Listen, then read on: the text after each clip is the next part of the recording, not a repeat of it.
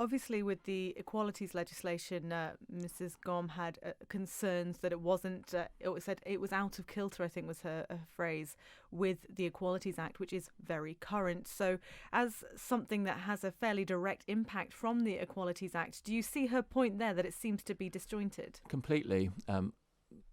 Elderly people are very, very active in the Isle of Man. It's a great place to grow old, the Isle of Man. We have lots of community participation by older people. They seem to be happy. They seem to stay healthy here.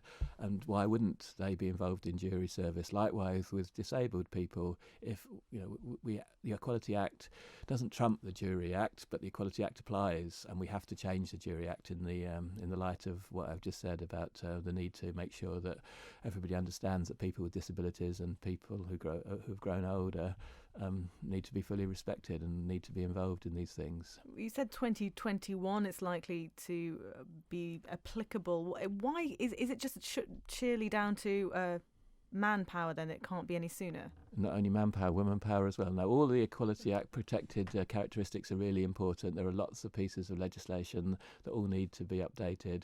Back in 2016, I persuaded officers and colleague politicians to lay out the timetable very clearly. That's quite unusual. Quite often in the Isle of Man in the past, we've done things when we're ready, but to encourage us to get ready, we laid down the timetable of 2016, 2018, 2020 for the Equality Act coming into force. We've had this hanging over us. Officers have done everything they can to change processes, procedures, law, both in terms of primary law, bills and acts and things, but also in terms of all the secondary law that goes underneath those acts. And we're not completely there as yet. But there is a risk that somebody will take action under the Equalities Act because they can't serve on a jury. I can't imagine it, and I think Mrs. Gom has got the right spirit in it. It's a shame that we haven't got round as yet to changing the Jury Act. We will do.